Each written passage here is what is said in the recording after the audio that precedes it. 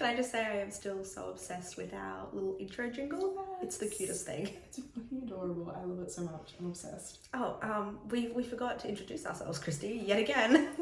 We're so good at this. I'm Julia. And I'm Christy. And thanks for tuning in to another episode of On Her Bookshelf. The book that we are reviewing this week is one called Losing February. And for those watching the YouTube, I actually have a physical copy of this book. And the reason why I have a physical copy of this book is because it's one that I actually found at Lifeline Book Fest earlier this year. Yes, we went together. Yeah, I remember. So yeah, Losing February is by Susanna Freymark. It is a standalone, so it's not, it's a standalone. It's only 275 pages, so it's relatively short. Nice. The reason why I picked it up at Bookfest, I actually think I found it twice that day, and by the second time I picked it up, I was like, okay, maybe it's a sign, maybe I need to read this book. Thank you, universe. Yeah, like $4, so I thought, you know what, I'm going to give this book a chance. It's ended up in my hands twice as I was rummaging through like the stacks of books that were there. But the very front of the book says a story of love, sex, and longing. Yeah, so that piqued my interest. And when I'm at Bookfest picking up books, I obviously get really fussy. So I then jump onto Goodreads to kind of check what the immediate reviews are for them. And this one had an average rating of 3.17 stars, which isn't too bad, but normally at Bookfest, I will put back any books that are kind of below 4 stars. But this still had me intrigued. And reading the back of the book, like I do a flick through where I just kind of pick a random page and have a read to see if I like the writing style or if anything immediately captures my interest. And this one did. So I thought, why the fuck not? I'll give it a chance. It's less than 300 pages. I can read that in a day. Why not? And I did. So yeah, I picked this book up back in June because I was just looking for something short but captivating. I thought this one would do it for me. I am also doing an A to Z challenge of books this year. So I've got 25 books that I want to read, and I want to read from titles like A, B, C, D, E. So this one checked off my L for Losing February. Yep, that's just something I personally challenged myself to. So again, that was another reason why I read it, which is very random. But overall, I did only give this book 2 out of 5 stars. It didn't read how I was anticipating it to read. So to summarize this book without So to summarize this book without spoiling it, it's told from Bernie's perspective, the main female character. It is only the one perspective that it's told from, so it's not like you skip around multiple point of views. It's told in past tense, as if she is retelling her story to someone, or even just reflecting on her life and how she ended up where she is now. Oh, okay. Yes. See what I mean? Why it interested me. It just wasn't my kind of story. But I feel like maybe I wasn't the right kind of target audience for it. But also I think I was looking at the time for just something else in a book. Like I was looking for a story. I just wanted a quick smut book. I didn't get a quick smut book. Yes, there was sex scenes in there. There was a lot of sex scenes in there, but it just wasn't what I was chasing at the time. That's all. That was the only reason why I kind of gave it 2 out of 5 stars. I couldn't relate to the main character. Okay. She's just gone through divorce. She's trying to write a book and it's just coming up with writer's block. She's also struggling to, I guess, feel desirable as a woman with what she's going through. Despite it not being the kind of book that I wanted as a reader, I still thought it was a good read. Another part that actually captivated my interest was that it is set in Australia. Ooh. Yeah. So there was reading being Australian, Christy, it is not very often that we get books that we actually understand the geography. Yeah. It's normally set in America or fantasy, where just made up worlds. Yep. But this one was set in Australia, and I specifically liked that I actually knew the locations in these books too. It started off in the Northern Territory. The main female character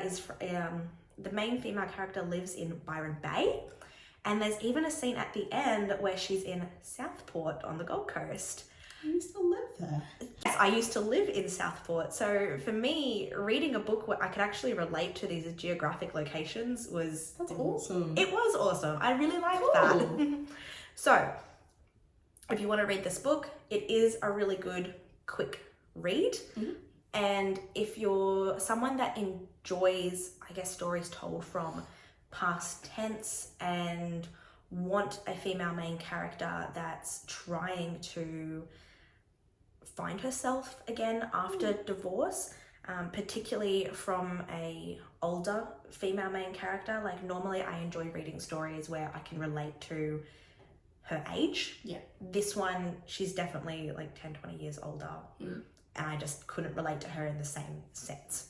That's all. So it might just be for a different target.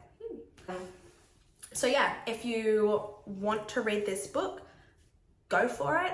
I would actually like to hear some other people's opinions on it, specifically if you are also like me and didn't enjoy it as much as you did, or alternatively, you're someone who did enjoy the book more than what I did. It'd still be awesome to have a further chat and discussion about it. Yeah. So, awesome. Diving into Losing February.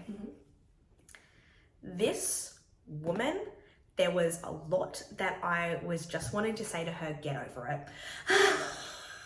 I love when you read a book like that though. Like, I hate it, but I love it. She has just gone through divorce, right? And you would think a lot of her heartbreak is the fact that her marriage went to shit and she's trying to co-parent 2 kids. She lives on a block of land that in Byron Bay, which she purchased with her ex. But there's no house on this block of land. She's just living in a shed, essentially. She's made this shed her house, but because of the divorce and what she's going through with the divorce, there is no house. Okay. Yep. But she's not as hung up over her ex as what I anticipated. Oh. It's not even like a past flame. It's just literally the one that got away. They end up reconnecting over email. So there's a lot of emails that go back and forth between her and Jack, his name is. I can't even tell you what the ex-husband's name is, but I can tell you that the old flame that she's interested in, his name is Jack. Okay. Yep. And her and Jack end up reconnecting.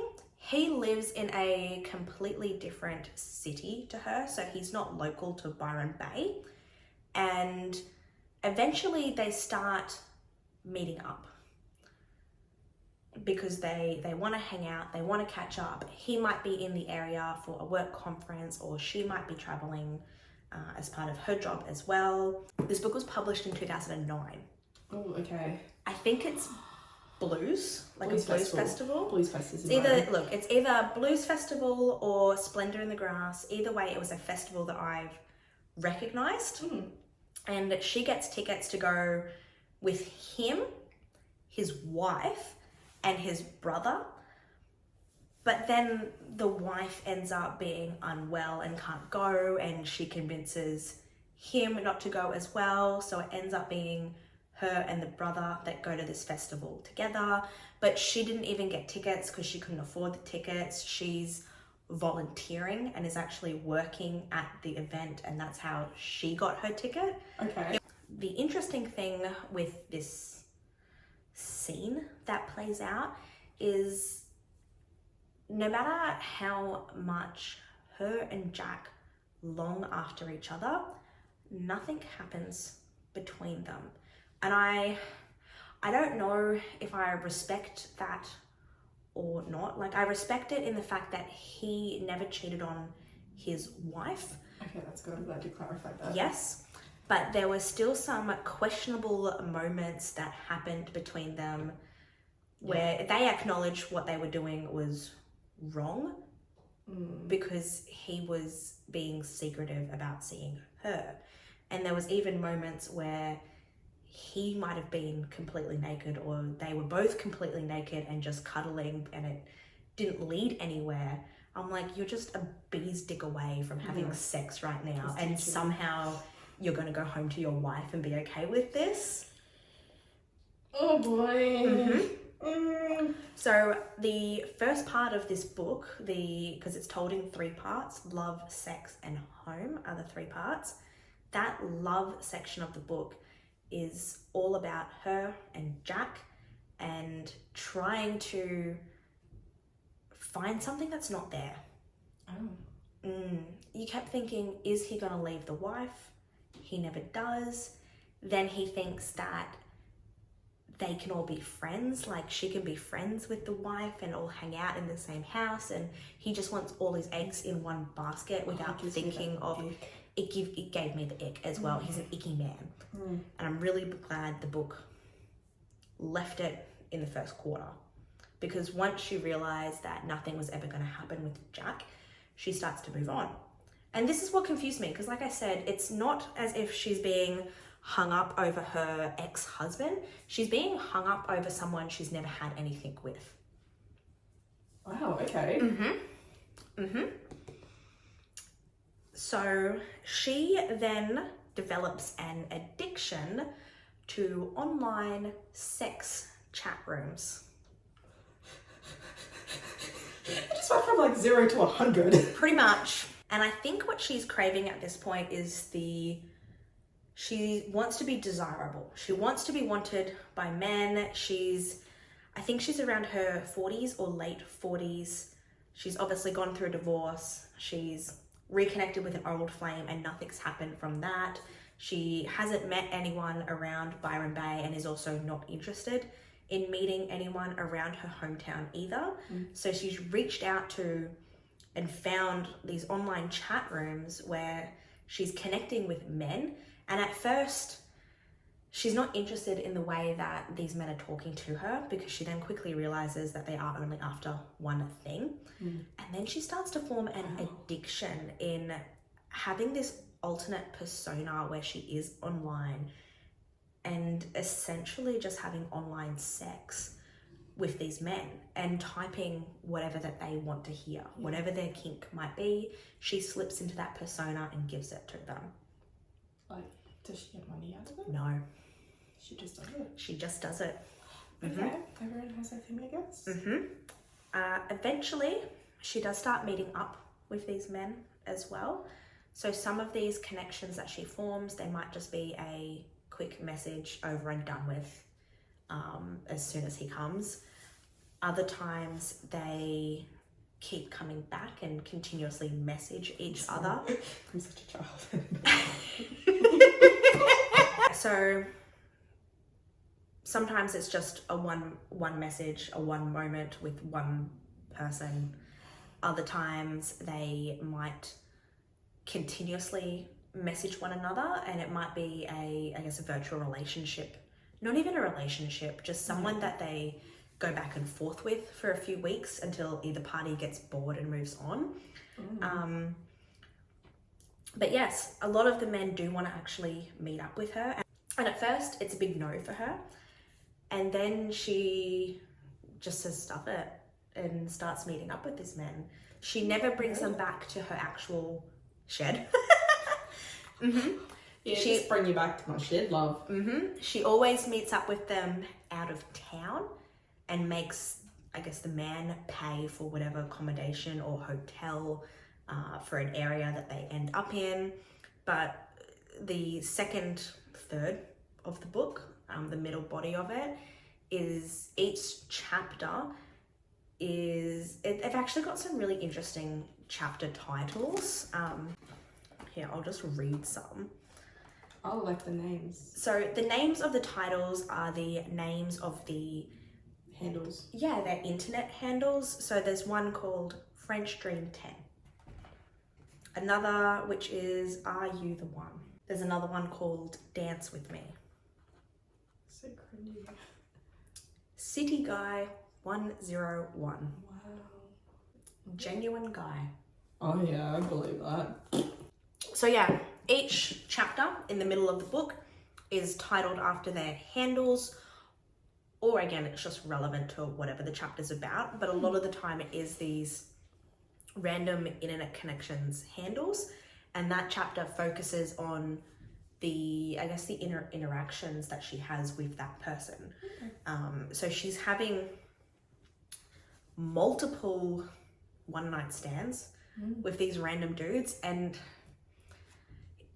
when we kind of hit that middle section of the book, I thought, fuck yeah, now this story is going to get interesting. Yeah. We're going to hit some weird sex. We're going to get into details. She get murdered. That's what I'm thinking. But like, look, even then, like, the story didn't develop how I anticipated it. Yes, she has a lot of one-night stands, but the sex isn't even good.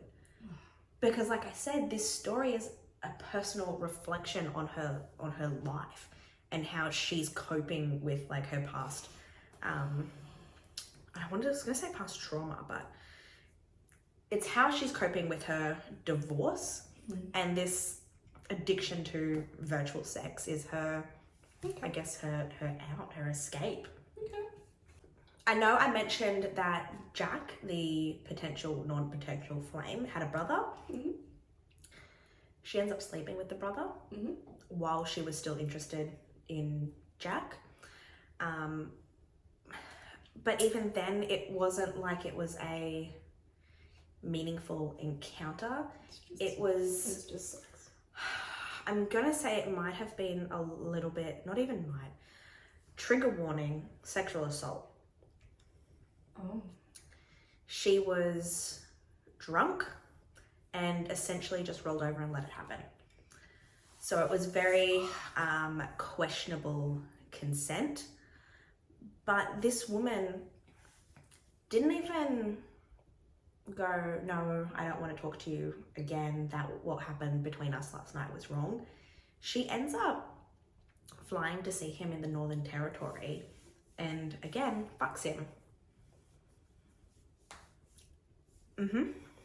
This main character, Bernie, very self-destructive behavior. She needs to work on herself.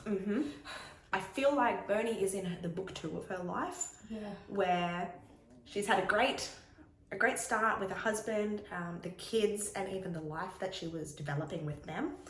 But now we're in her book 2. Yeah. That's the only way I can describe it. And she needs to learn from... It's right before she has her redemption arc. Yeah. Does that make sense? Yeah, it does. Cool.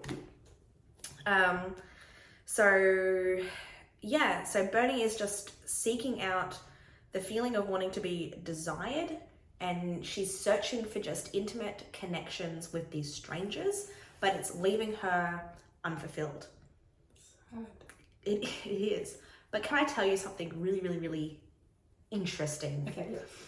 One of my favorite scenes in this book was after Bernie decided to no longer partake in virtual sex and meeting up with random strangers to fuck at the side of the Byron Bay Lighthouse. She... That's illegal, folks. Yeah.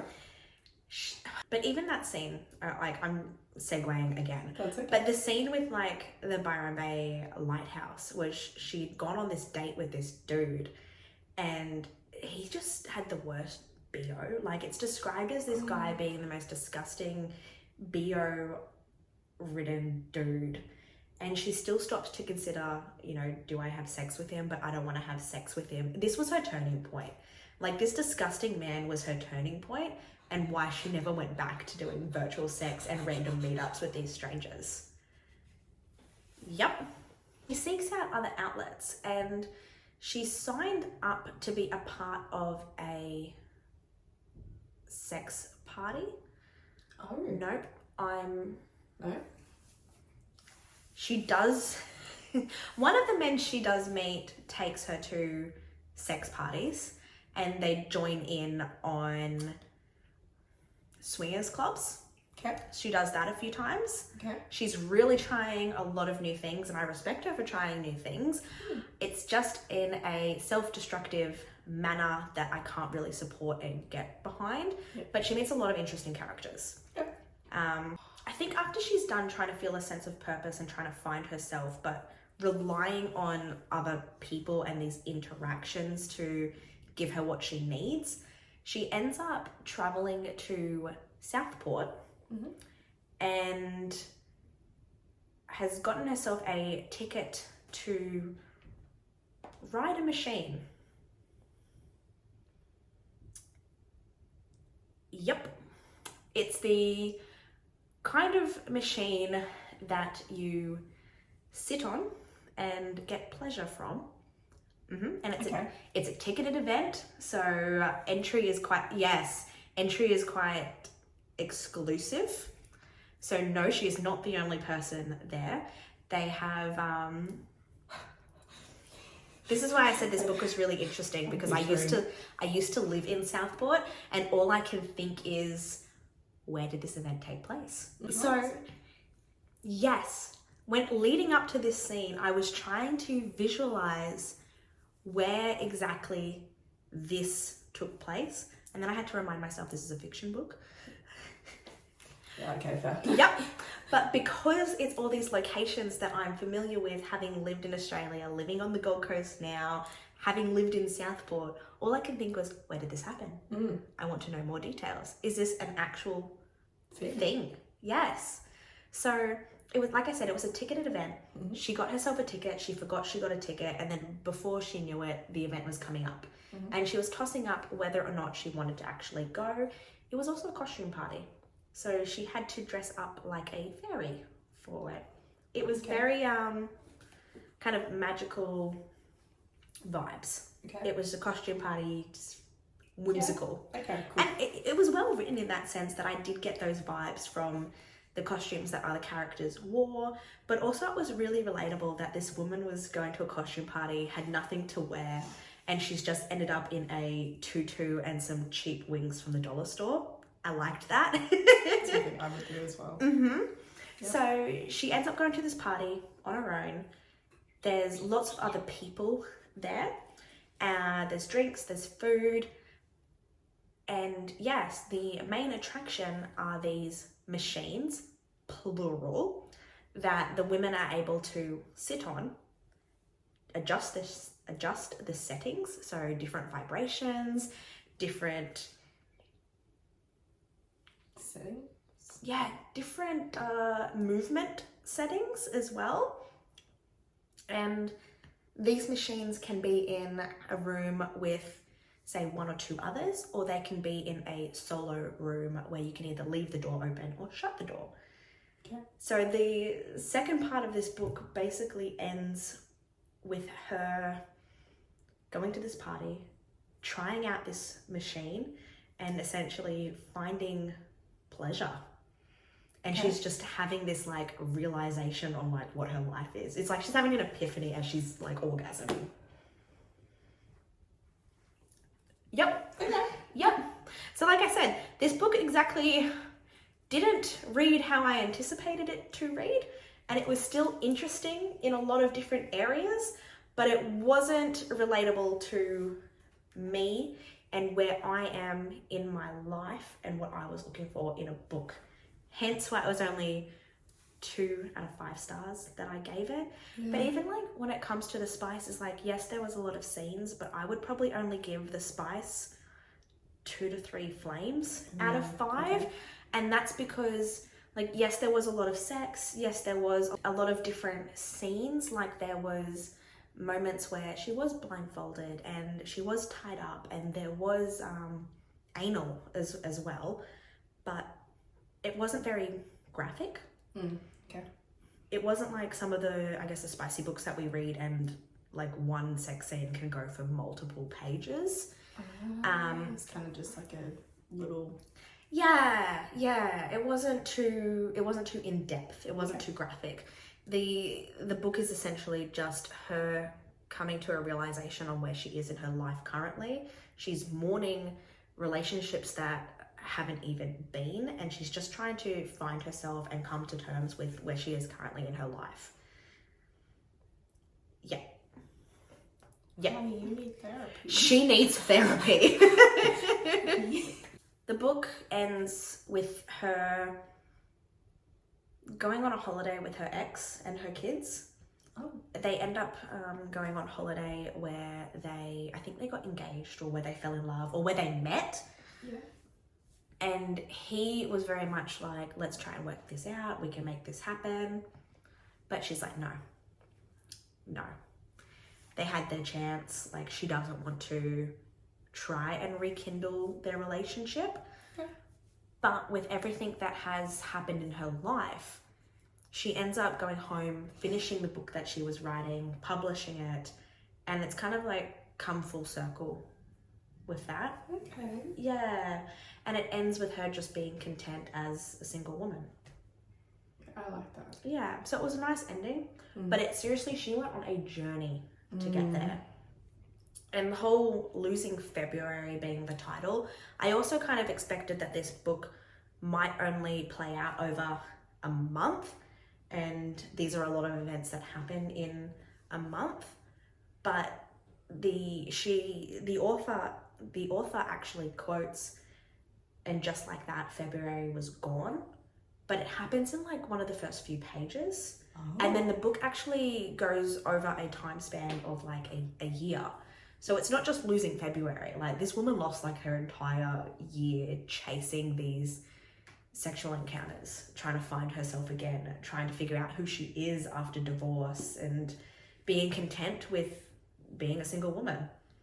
I like that she did learn from like the character growth, and then still finding herself.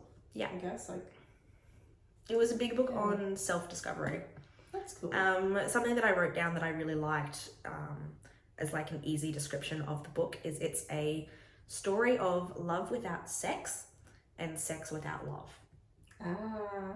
And I guess that kind of ties a ribbon on everything that I really want to talk about with this book.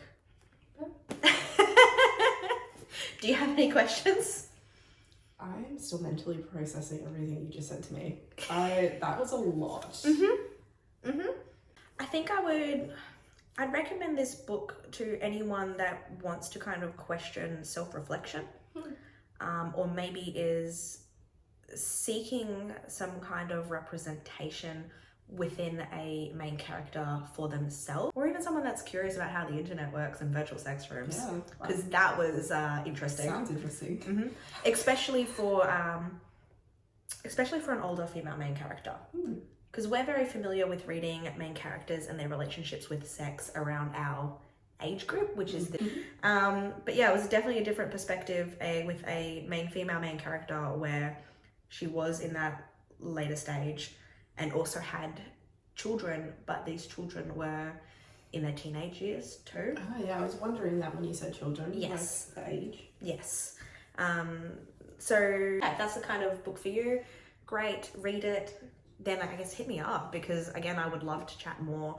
I know there's more in this book that I didn't touch on, considering it's less than 300 pages and so much happens. Yeah. It's raw, it's honest, it's emotional. The main character is in her self-destruction era, and it's a story on how she overcomes that. Cool. Yeah, I think I'm happy with that. I think I've said everything that I want to say about Losing February. So yeah, if you enjoyed this episode, give us a like. If you've read this book or you're gonna read this book, send me a message. I'd love to chat more about it. You can find us on Instagram, TikTok, as well as YouTube, and obviously Spotify. So yeah, reach out if you want to chat to us, and we will see you guys next week. See you then. Bye. Bye.